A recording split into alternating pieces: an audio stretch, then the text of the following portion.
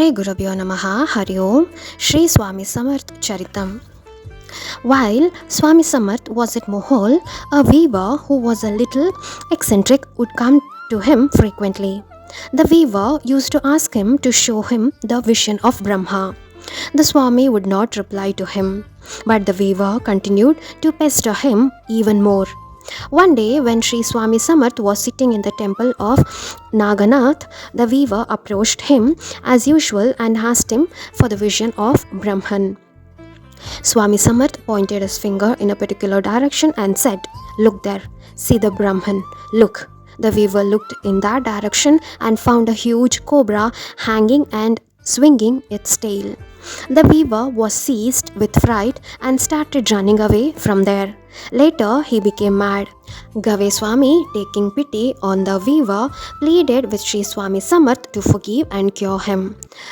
The ever compassionate Swami made him well. The latter never again asked for the vision of Brahman. Everyone should understand one's own limitations and not aspire for unmerited spiritual experiences. One should first strive to earn the adhikara, the merit for what he can aspire for. The experience of a vision of Brahman is not for any and everyone. It requires an arduous, austere penance, a totally purified heart and genuine merit. How can ordinary eyes, which cannot even gaze at the sun, stand the radiance of Brahman with the effulgence of billions of suns? Cultivation of a purified heart and totally detachment, these are the prerequisites for higher spiritual experiences, not only to the weaver but to all his devotees. Swami wanted to teach this lesson. Through Sakara to Nirakara, stage-wise should be one's spiritual ascent. Now let us move on to the next experience of a devotee. Once a Brahmin from Tandulwadi came for the darshan of Shri Swami Samarth. Although he was a devotee of Vithoba of Pandharpur, his vow was to visit Pandharpur twice a year, being a regular Varkari. On his way to Pandharpur, he saw Swami Samarth and was deeply impressed by the latter's divine look and awe-inspiring personality. He forgot his Varkari mission and stayed with Swami Samarth. He would sing devotional songs in ecstasy, which Swami Samarth liked. Others joined in the bhajan and the atmosphere there became highly spiritual, soul-elevating and blissful. One day, the Brahmin, while singing with intense devotion, got lost in a trance. Only after an hour or so, he regained his normal consciousness, but his eyes were still beaming with ecstasy. Everyone asked him to narrate his experience during the trance. He said that he saw Vithoba of Pandharpur in the person of Swami Samarth. Oh, what a splendid and glorious vision! Swami Samarth is no other than God Vittal.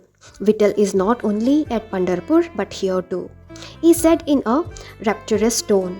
All those present too had a glimpse in a flash of the divine splendor of Shri Swami Samarth and had a supremely blissful experience. Swami Samarth stayed at Mohol for about 5 years, from 1850 to 1855. It was perhaps ordained that he was to bless Solapur also. One day, he reached the place and made his adobe in a corner of Datta Mandir. Although the people who came to the temple took him to be a madman, Shri Chintopant, alone among the gathering, felt that he must be a great Mahatma. Chintopant approached Swami Samarth with some hesitation. When Swami Samarth shouted, "What have you to do with me, whether I be a Mahatma or a madman?" Chintopant was taken aback, realizing that Swami could read so clearly what he was thinking about. He thought that Swami had some siddhis. Again, Swami Samarth shouted, "What is it to you, whether I have any siddhis or not? How does it concern you?" Now Chintopant realized beyond all doubts that the stranger was no ordinary person. He was surely a Mahapurush. He prostrated at his feet and requested him to bless him with a visit, which the latter consented to and went to the former's residence. It is said that Shri Swami first came to the Datta Mandir near the Math. It was just time for the prasad and bhojan, and the seats were all laid. Swami Samarth went in straight and occupied a front seat. The person in charge there resented this, and he shouted at Swami Samarth to move out from there and sit somewhere behind. Swami Samarth left the temple immediately without taking food and went to the adjoining math. There he sat playing like a child near the pillar. A lady visitor who was there at that time was wonderstruck as she was seeing in the place where Swami Samarth was sitting and playing the idol of God Dattatreya in all its bewitching beauty and divine splendor. She prostrated at the feet of Swami Samarth. Meanwhile, the people in charge at the Datta Mandir also realized their folly, and not knowing that the person whom they had turned away was no ordinary person. Afterwards, they came searching for him and begged to be excused. The pillar in the math where Swami Samarth made his appearance as Dattatreya is still venerated by devotees. While Sri Swami Samarth was at Solapur, Sri Chintopant used to invite him occasionally for Prasad Bhojan. Once, when Swami Samarth came and Prasad Bhojan was almost ready to be served, one Sohoni, a friend of Chintopant, started talking to the latter disparagingly about Swami Samarth and said, "How can you serve food to such a person?" Swami Samarth was almost a naked figure and looked like a lunatic.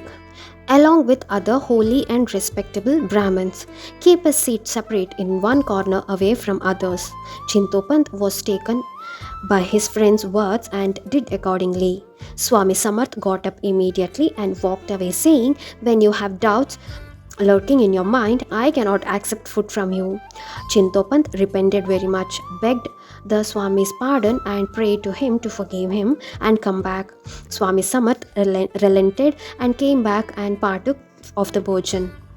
Sri Swami Samarth did not approve of caste distinction. All were alike in the eyes of God.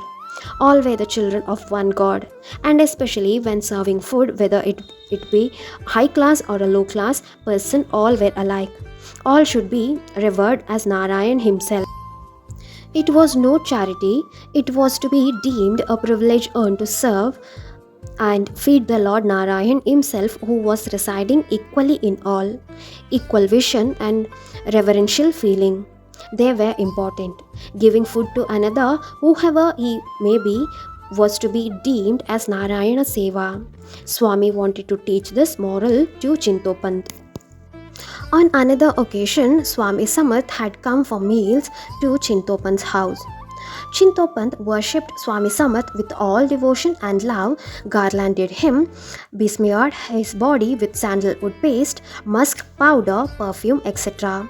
It was 10 o'clock and Chintopant requested Swami Samarth to take meals.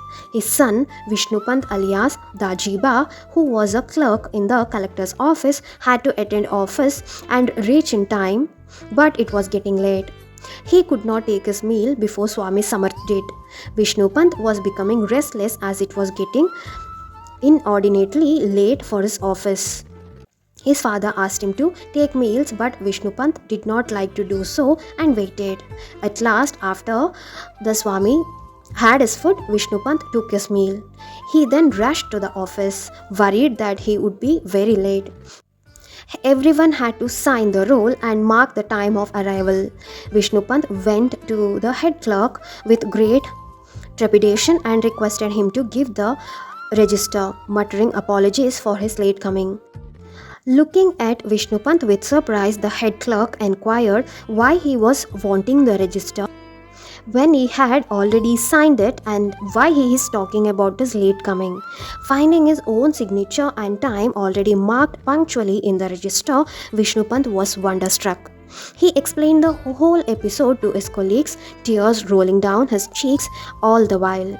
He fully realized the assurance of the Lord given in the Gita, Yogakshemam Vahamyaham, and he never fails in fulfilling this promise. His protecting arm is ever there. Sri Swami Samarth's mysterious protection is experienced by many even today, and it will continue to be so forever. Chintopant retired from the government service from the post of Mamlatdar while staying at Solapur and had come in contact with Swami Samarth. After his retirement, Shahaji Raji of Akalkot offered him the post of Karbari.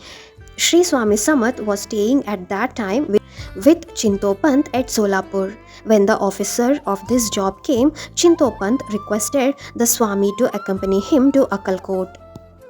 But Swami refused, saying it was too hot a summer then, but promised to visit the place during the rainy season, as if he would not be able to beat the summer heat.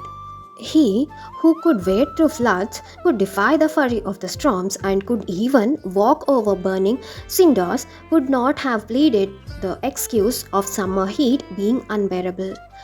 Many a times the words of Swamiji were cryptic and their meanings had to be searched for.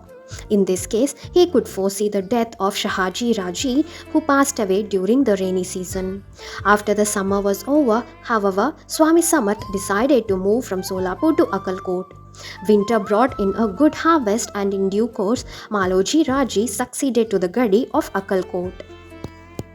Let us wind up for today, and tomorrow we'll see the splendor of the life of Sri Swami Samarth, and his glorious mission became more fully manifest after his arrival in Akalkot. Om Shri Sainathaya Namaha. Om Shri Swami Samarthaya Namaha.